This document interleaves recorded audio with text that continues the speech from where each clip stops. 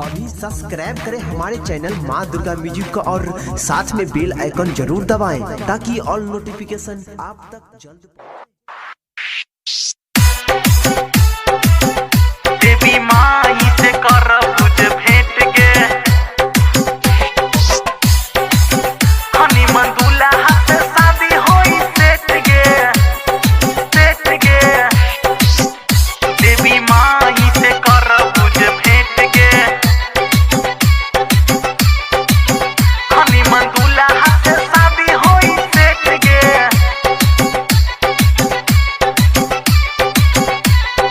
Music by DJ Umesh Shukipur देवी माई से कर पूज भेंट गे देवी माई से कर पूज भेंट गे देवी माई से कर पूज भेंट गे हनीमून दूल्हा से शादी होई सेट गे हनीमून दूल्हा से शादी होई सेट गे देवी माई से कर पूज भेंट गे हनीमून दूल्हा से शादी होई सेट गे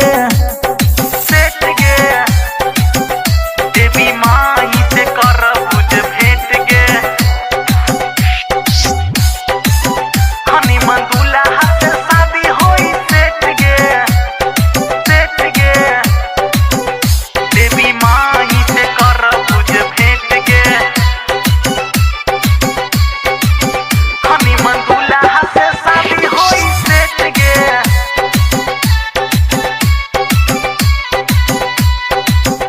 देवी माई से कर म्यूजिक बाय पूज डीजे भेंट गे उमेश शुकीपुर बाजार।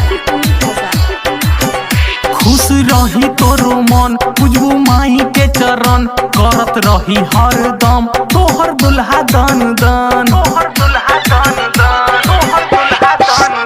खुश रही तोहर मन पूजबू माई के चरण करत रही हरदम तोहर दुल्हा दान दान माई के कीरपा में होई ना लेट गे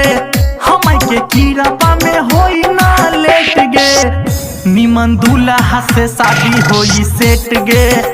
देवी माई से कर पूज भेंट गे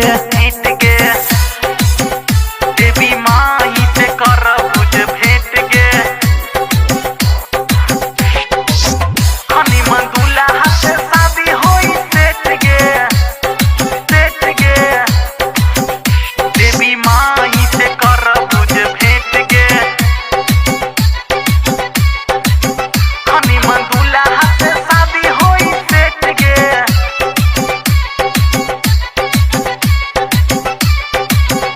देवी म्यूजिक बाय माई से डीजे कर उमेश पूज भेंट शुकीपुर गे बाजार। राइटर छोटू ह पुजारी रहे माई के दुआरी दर्शन हो जाई तोहरो खुला मंदिर के केवारी गायक संजय ह पुजारी रहे माई के दुआरी दर्शन हो जाई तोहरो खुला मंदिर के केवारी माई कई दीही जिंदगी अपडेट गे माई कई दीही जिंदगी अपडेट गे निमन दूल्हा से शादी होई सेट गे देवी माई से कर पूज भेंट गे सुन